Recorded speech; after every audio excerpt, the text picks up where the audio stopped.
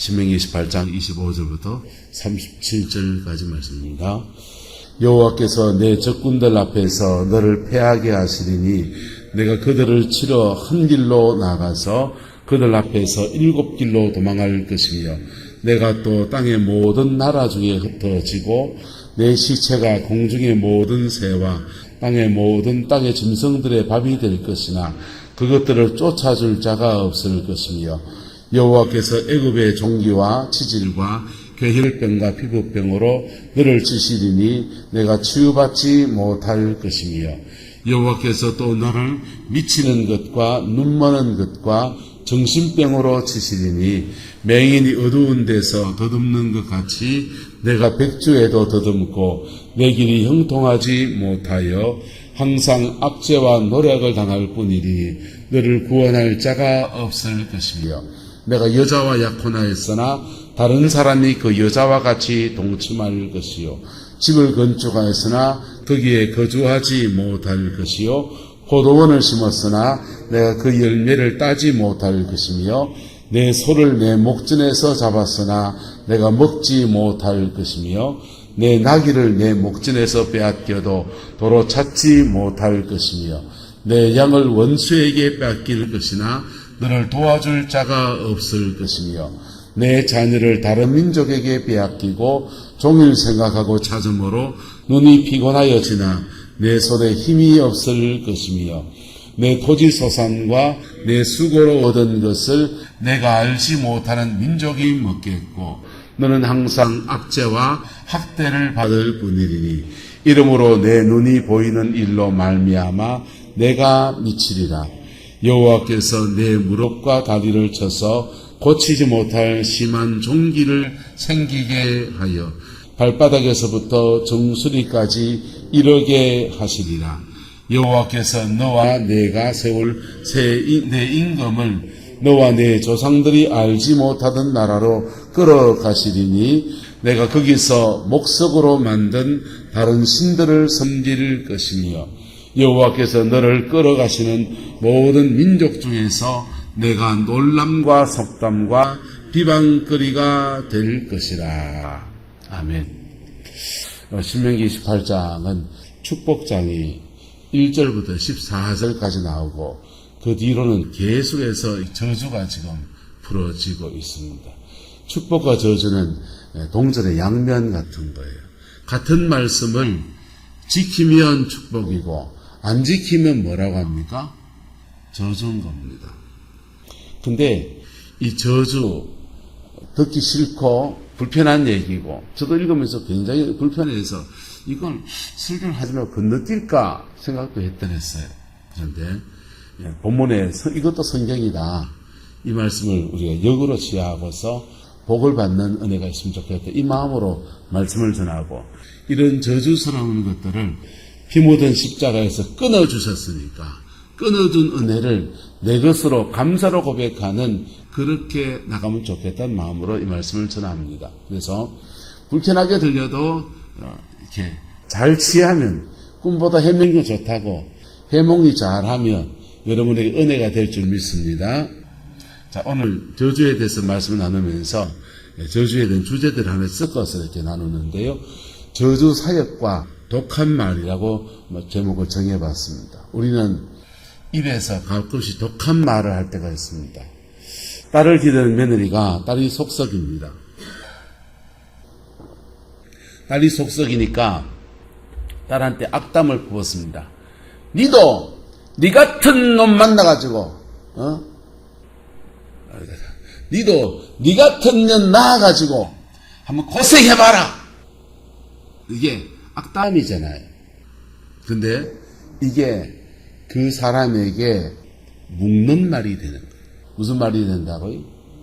묶는 말이 됩니다. 그가 하는 행동에 그런 악담을 어쩌면 받을만 할지 몰라요. 그런데 그 악담을 가슴에 받으면 나도 나중에 내 같은 딸 그러면 자기 엄마하고 똑같은 생이잖아요. 지 같은 딸 낳아가지고 이렇게 집 나가서 고생하고 이 남자 저 남자 막 이러고 막 이런 인생 험하게 사는 것 때문에 속상해가지고 니도 니 같은 년 낳아가지고 고생해가라. 그렇게 말하면 이제 그게 악담이 되는 거죠. 그 악담이 되는데 그것이 그런 말들이 묶는 말인 겁니다. 무슨 말요? 묶는 말. 묶는 말을 자꾸 들으면 사람이 그 말에 묶여요. 묶여서 위축되어지고요. 그리고 그것이 심하면 저주입니다. 그래서 저주한다 할 때, 저주 사역이라고 할 때, 영적인 어떤 권위를 가진 무당이라든지, 뭐 이런 사람들이 저주 사역을 하는 것 같지만은 사실은 우리도 모르는 사이에 우리도 저주 사역을 할 때가 있다 없다? 있다요. 목사가 교인들 보고서 규정합니다. 저 권사는 저래 안 되고 저 집사는 저래 안 되고 그래 봐라 말이야. 암만 해봐라 되는가? 이래 말하면 이게 무슨 말입니까? 묶는 말이고 묶는 말이 심해지면 저주가 되는 거예요. 근데 이 묶는 말을 야곱 같은 사람이 그의 자녀에게 합니다. 그의 자녀에게 너는 잔해하는 기계다. 사람을 죽이는 기계로구나. 너희는 이스라엘 중에 흩을 것이고 하면서 저주를 받을 것이다. 라고 말을 합니다. 근데 그렇게 묶는 말을 하는 건데 묶는 말을 통해서 두 가지 효과를 하나님 안에서 기대하는 겁니다. 신앙 안에서. 마귀가 분명히 들었습니다. 묶는 말을. 근데 하나님이 묶는 말을 하게 할 때는 따라합시다. 더 이상 하지 말라는 겁니다. 첫 번째는 너 더 이상 그런 행동과 그런 삶을 살지 말라는 뜻에서 말을 묶어놓는 거예요. 그래서 아이쿠 난 이러다가 저주받겠구나. 인생에서 똑같은 일, 여러분 인생의 저주는 어떻게 오는 줄 압니까? 인생의 저주는요, 적군들 앞에서 너를 망하게 하시고 적군들 앞에 패하는 일 당하는 사람은 뭐 어떤 사람인 줄 압니까? 그가 그의 권위 아래 있는 사람을 보호해 주어야 되는데 자기가 보호 안 해준 사람, 니도 당해봐라 이거예요. 그래서 남을 보호해 주어야 될 위치에 있는 사람이 보호해 주지 않았을 때 그때 적군이 너도 보호받지 못하는 것. 적군이 앞에서 너가 패하여서 너는 그들이 너를 치러 한 길로 내가 그들을 치러 한 길로 나가서 그들 앞에서 무슨 길로 도망간다 합니까? 7길로 도망한다. 7길로 도망하는 신세가 돼서 그 신세를 닥쳐서 아이쿠 내가 안정분 고사님을 보호해주지 않고 멀쩡히 잘 사는 안정분 고사님을 침입해갖고 안정분 고사님 7길로 도망하면서 보자 니는 잘되나 보자 그 소리 하더니 나도 똑같이 당하는구나. 이러면 깨닫는 거예요. 뭐 하는 거라고요? 깨닫는 거예요. 그런데요 참 이상하죠. 마귀가요 이럴 때 길을 쓰고 못 깨닫게 합니다.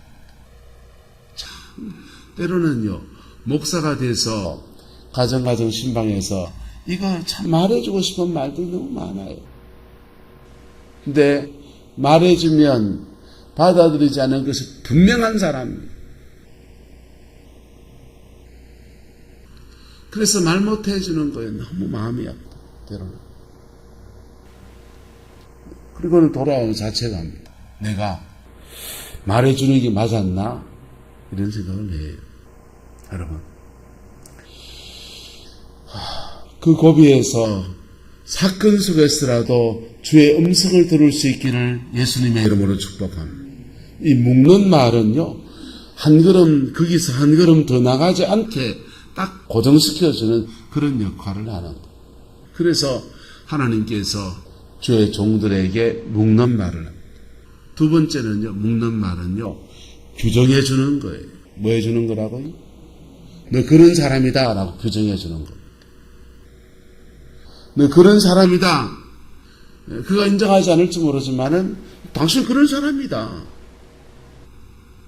경상도 말을 바꿔볼게. 호가 난 사람이다. 너 그 일에는 너 습관이고 습성이고 네 인격이고 호가 난 사람이다. 그겁니다.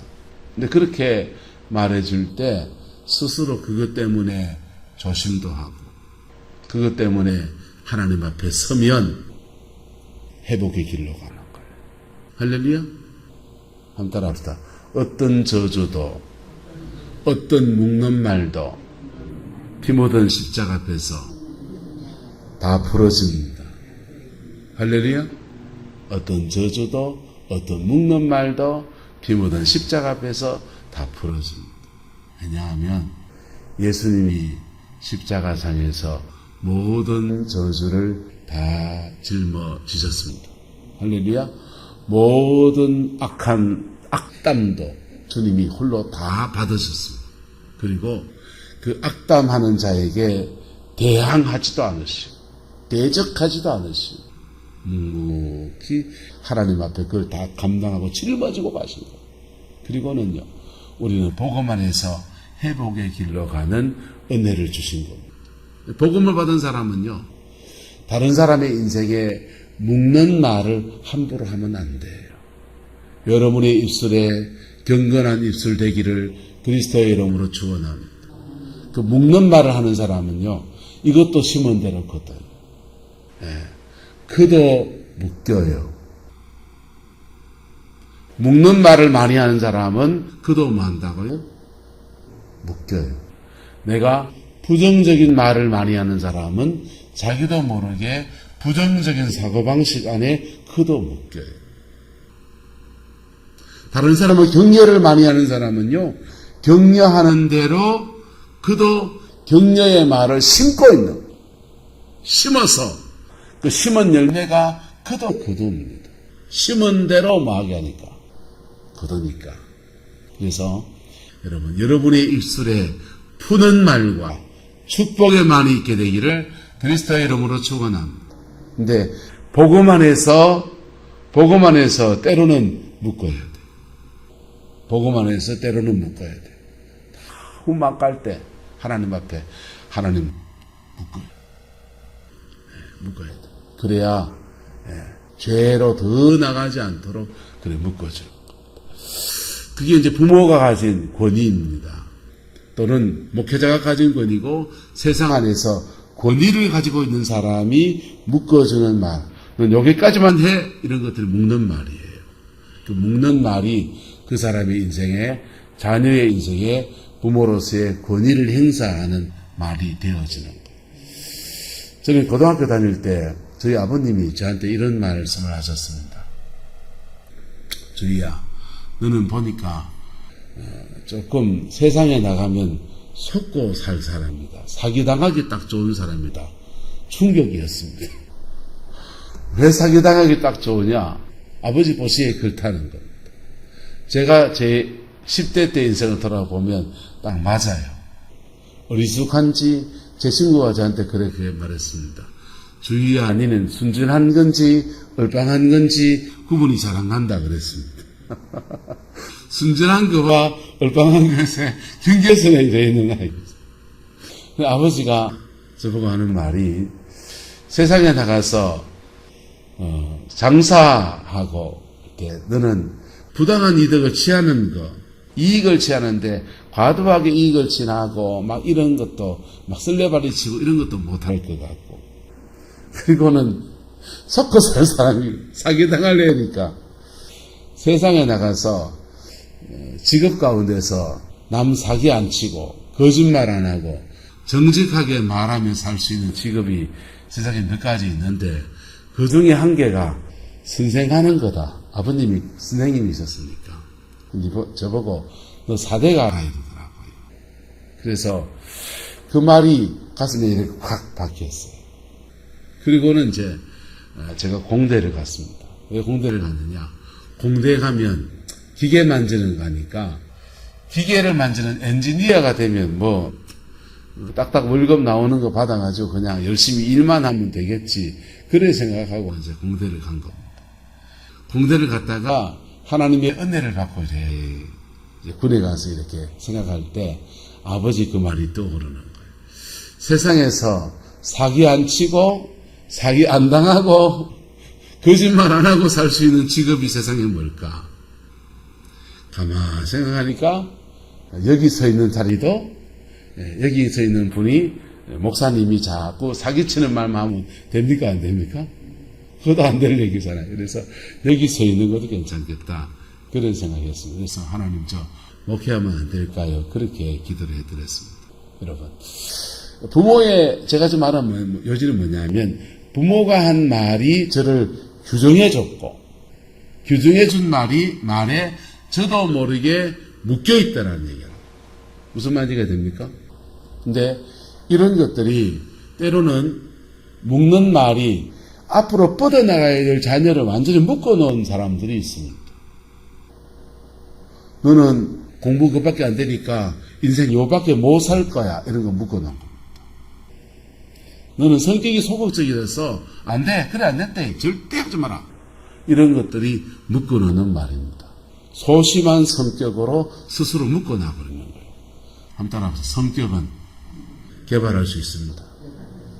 성격은 개발할 수 있어요. 개발할 수 있는데 자기 안에 묶는 말로 규정되어 버리게 되면 그 이상을 이렇게 나가지 않게 됩니다.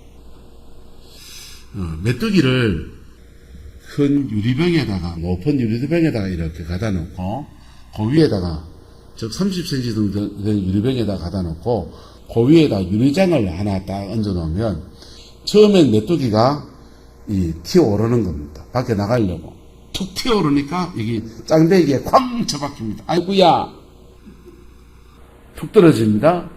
한 번 더 해봅니다. 쿵 쾅 아이고야 3번, 4번, 5, 6번 하다 보면 그 다음부터는요 위에 있는 유리를 걷어내고 밖으로 공기를 개방해 놔도 그 메뚜기는 위로 튀려고 하지 않습니다. 그게 보이지 않는 유리벽이 그를 이렇게 덮어놓은 겁니다. 우리의 인생도 묶는 말에 규정되어 버리게 되면 여기서 더 이상 튀려 하지를 않아요. 더 이상 뻗어나가려고 하지 않습니다. 여러분에게 있는 모든 묶임의 말들이 예수님 앞에서 아무것도 아닌 것을 선포합니다. 그리고 이 선포를 받아들이시고 정말 그것이 필요한 상황이라면 묶음의 말을 부모의 묶임의 말이든지 심지어 목회자의 묶임의 말이든지 시어머니의 묶임의 말이든지 이걸 뛰어넘어 버렸어요. 도전해 보시라고. 찍어서 말할게요. 이용현 장로님 뛰어넘어 보세요. 저 장로님은 시어머니와 이 고된 시사회 속에서 이게 부모도 아마 그랬을 것 같아요. 성향이 유리벽이 하나 딱 있어요. 요걸 뛰어넘으시라. 운전면허 따도 되고, 예. 안 하던 걸 해봐도 할 수 있습니다. 장로님, 신장로님 돌아가시고 농사 저거 지낼까 생각했죠? 지보이 됩니까 안 됩니까? 예. 힘이 좀 들긴 하지만 로타리 칠 때 남의 손 좀 빌려야 되긴 하지만 하니까 됩니까 안 됩니까?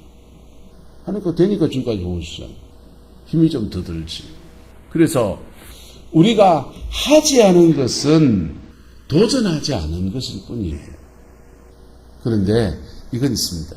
나의 성향과 나의 기질과 내 하는 일이 딱 맞아서 이게 너무 행복하면 그거 안 하면 돼요. 그게 자기의 삶의 바운더리입니다. 하지만 하나님께서는 우리에게 우리 인생에 갇힌 인생을 살지 않기를 원하시는 보이지 않는 결박들로 우리에게 묶여져 있는 것들을 끊어서 자유를 주기 원하십니다. 할렐루야. 죄책감에서 자유를 주기 원하시고요. 묶여진 말에서도 우리에게 자유를 주기 원하십니다. 네. 어떤 권위자가 여러분을 묶어놨든지 때로는 이 묶는 말은 자기 스스로 하기도 합니다. 이스라엘 백성이 가데스 바네아에서 가나안 땅 들어가야 되는데 그들 스스로 묵는 말을 합니다. 뭐라고 묵습니까? 가나안 땅에는 안악자손이 있고 거대한 안악자손이 있고 우리는 스스로 보기에 뭐와 같도다? 메뚜기 같도다. 그가 그 자신을 메뚜기로 알면 메뚜기의 정체성을 가지고서 메뚜기로 살아가는 겁니다. 메뚜기처럼 살아가는 겁니다. 그거는요, 스스로를 묶어버리는 거예요. 우리는 하나님의 살아계심을 경험한 사람들입니다. 그 살아계신 하나님이 저와 여러분 안에 계시고 그 살아계신 하나님이 아들 예수님 주시기까지 우리를 사랑하신 분이에요. 그리고 하나님께서 우리는 때로는 연단 중에 있을 때는 어떤 질서 안에 어떤 규범 안에 우리를 가둬 놓으려. 왜? 이 틀을, 신앙의 틀을 잡아주려고. 하지만 연단이 지나고 나면요, 정수라의 노래하고 똑같습니다. 원하는 것은 무엇이든 될 수가 있고, 여러분, 예수 안에서 원하는 것은 무엇이든 될 수가 있습니다. 기도하고 도전하지 않았을 뿐이에요. 취하고 싶은 것은 무엇이든 취할 수 있는 하나님의 자녀인 겁니다. 할렐루야. 이 하나님의 자녀의 정체성을 가지고서 내게 있는 묶은 것들을 끊어나가죠. 뚫고 나갔어요. 그리고 인생에 만약에 이 저주스러운 상황에 처하였다라고 한다면 하나 꼭 명심해야 됩니다. 이것만 명심하면 이거 금방 극복합니다. 한번 따라합시다. 내게 주어진 삶을 거울로 봅니다. 성경 말씀을 어떤 분은 성경을 경전 경자로 안 읽고 성경을 명경할 때 거울 경자로 읽더라고요. 하나님이 그에게는 거울 경자로 가르쳐줬대요. 그래서 자기는 성경을 거울로 본다라는 거예요. 여러분, 성경을 거울로 보면요, 나를 비춰줘요. 근데 성경만 거울이 아니고 인생의 광야를 걸어갈 때나 하나님이 인생을 징계하실 때나 인생의 어려운 시간에서는 내게 닥치는 모든 일이 거울입니다. 그 거울로 보기 시작하면요, 그것으로 나를 비춰보는 거울로 보기 시작하면, 자꾸 겨울 간다. 나를 비춰보는 거울로 보기 시작하면, 우리는요, 금방 그거 극복합니다. 인생의 어려운 고비 지나가는데 못 극복하는 사람 특징, 기도 안 해서 그렇고요. 두 번째는요, 자꾸 남 탓합니다. 이 사람이 문제고, 저 사람이 문제고, 저가 문제고, 뭐가 문제고. 내가 행한 일에 대해서 하나님 쌍으로 나를 깨닫게 하려고 거울로 비춰주는 거다 생각하고, 그때 하나님 앞에 이렇게 간구하면서 회개합니다. 일어나가면요, 주님은 그때 하나님은요, 우리에게 회개한 자에게 성령을 주시고 난 뒤에 그걸 헤쳐갈 지혜를 주십니다. 뭘 주신다고요? 지혜를 주십니다. 그 지혜가 뭔지 압니까? 그 지혜가 1만 달란트를 탕감받은 자가 100데나리온을 정리해 주지 않아서 다시 감옥에 갇힌 거야. 예수 안에서는 저와 여러분 다 자유예요. 할렐루야. 복음 안에서 중생한 사람은 다 자유인데 다시 감옥에 갇힌 것 같다.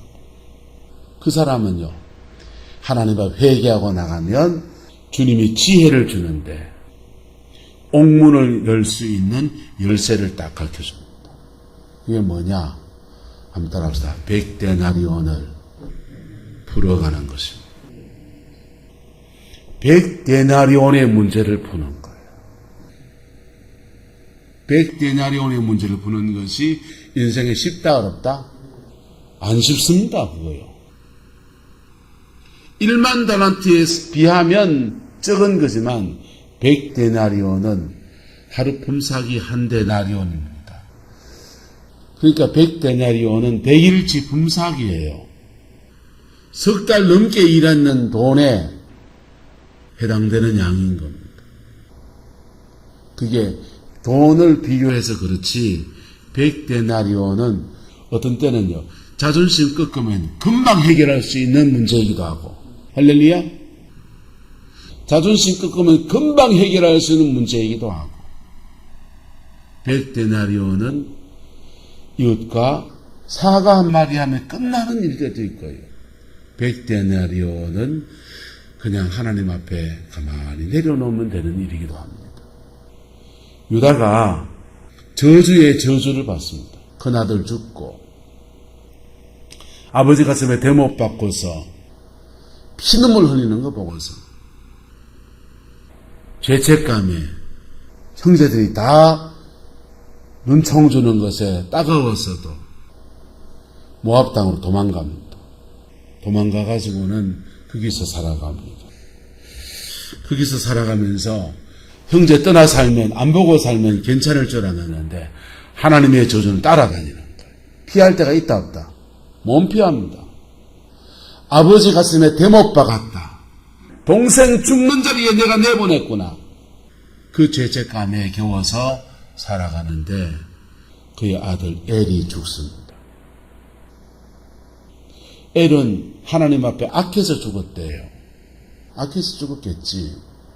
하지만 아들은 악해서 지가 자기 죄 때문에 죽었을지 모르지만은 그 아들을 바라보는 아버지의 심정은 나도 아버지 가슴에 대못 받더니 나도 아비가 돼서 내 가슴에도 지금 대못이 박히는구나 이겁니다. 저주지요. 그 저주인데 그 저주의 상황에서 하나님 앞에 회개하고 그의 아버지한테 찾아가서 동생을 사실은 애굽에 팔아치웠고 혹시 살아있을지 모르니 내가 애굽 땅에 동생 찾으러 가서 아버지 한이라도 풀어드리겠습니다.